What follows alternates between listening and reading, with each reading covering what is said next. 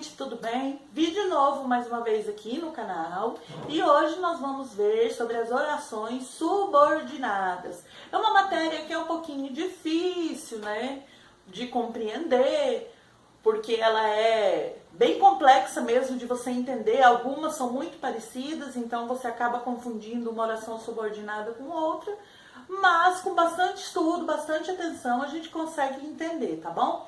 O que é uma oração subordinada? Bom, eu já expliquei para vocês as orações coordenadas, que são aquelas que elas não dependem uma da outra, elas têm sentido sem ficar dependendo uma da outra. E a oração subordinada, ela é diferente, ela vai depender sintaticamente uma da outra para que ela possa ter sentido. Você não consegue entender, por exemplo, a primeira oração. Se ela não tiver um complemento da segunda oração, ela vai ficar totalmente sem sentido. E entre as orações subordinadas, nós vamos ver hoje que nós temos três tipos de orações subordinadas. Nós temos a orações subordinadas substantivas, as orações subordinadas adjetivas e as orações subordinadas adverbiais. Hoje nós vamos ver somente três tipos de orações subordinadas substantivas. Vamos para a aula, então. Então, gente, aqui nós vamos ver sobre as orações subordinadas.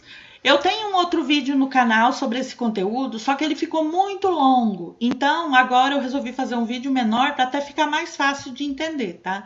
O que são orações subordinadas? São orações que exercem uma função sintática em relação à oração principal, complementando o seu sentido e sendo dependente dela. Como eu falei, a oração subordinada, ela só vai ter sentido, a oração principal, se você tiver a subordinada a ela que vai complementar para que ela tenha sentido, tá bom? O que eu quero falar com isso? Bom, antes eu vou explicar. A classificação em oração subordinada surge quando um determinado período é composto, sendo formado por duas ou mais orações. Então, só assim que ela vai ser oração subordinada, se ela tiver duas ou mais orações, tá? Olha só um exemplo aqui. Ninguém sabia. Mas ninguém sabia, quem sabe, sabe alguma coisa, né? Ou não sabe. Ninguém sabia o quê? Que você chegava hoje. Então, ninguém sabia é a oração principal e que você chegava hoje é a oração subordinada substantiva. Então, aqui nós temos uma oração que ela vai depender da outra. Por quê? Se você falar assim, ninguém sabia, mas ninguém sabia o quê? Que você chegava hoje. Então, a segunda oração, ela precisa completar a primeira para que ela tenha sentido. Olha a outra que é importante. Mas é importante o quê? Que você venha agora.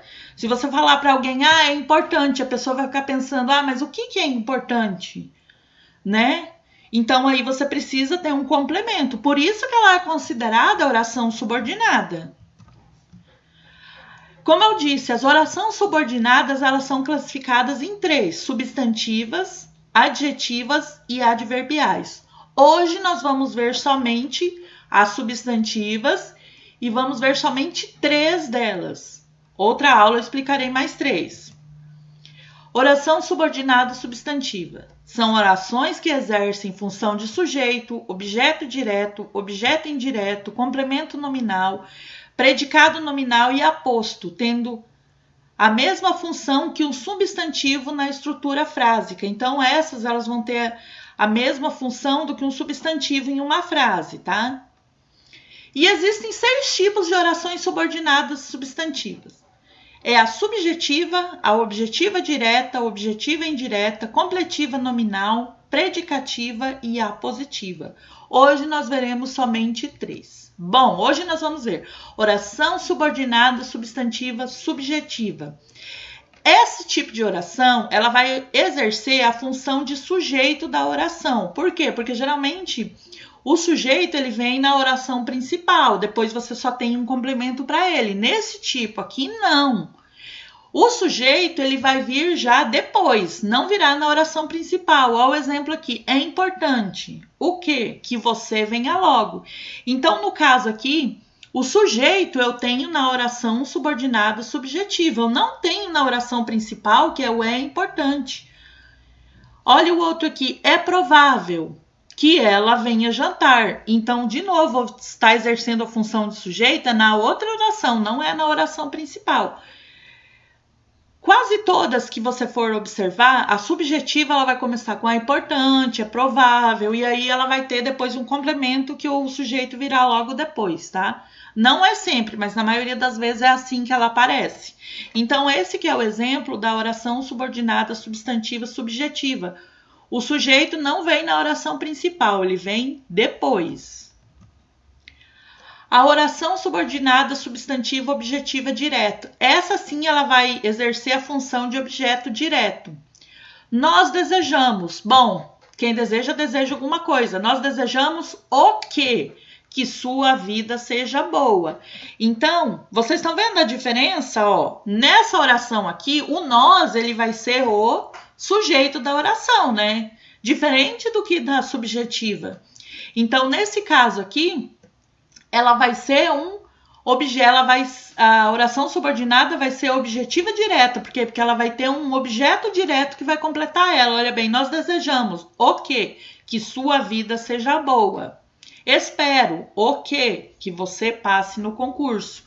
Então, por isso que ela é objetiva direta, porque logo depois da oração principal vem um objeto direto que completa a oração. Na objetiva indireta, vocês vão ver que não, que será diferente, será um objeto indireto. Lembra que vem seguido por preposição? Mas isso nós veremos outro dia.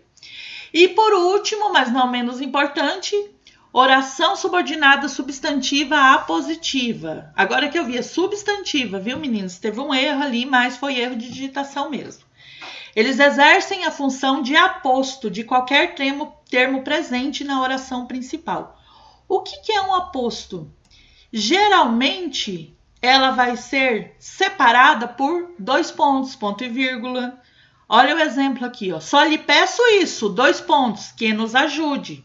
Meu único desejo, 2 pontos, vencer as Olimpíadas. Então, essa aqui ela é a positiva porque ela vem em seguida de 2 pontos. Por isso que ela exerceu a função de um aposto de qualquer termo presente na oração principal, que está ali a primeira, né? Só lhe peço isso. Então, essas aqui são as 3 que eu explicarei hoje. Subjetiva, exerce a função de sujeito. Objetiva direta, exerce a função de um objeto direto. E a positiva exerce a função de um aposto que geralmente vem separado por 2 pontos, que é muito fácil de entender, né? Essa aí é a mais fácil. Na outra aula eu explicarei a objetiva indireta, a completiva nominal e a predicativa, tá? Por hoje é só isso. Se vocês gostaram, deixe seu like, se inscreve no canal, que assim você fica por dentro de tudo que eu postar aqui, tudo bem? Tchau, tchau. Até a próxima.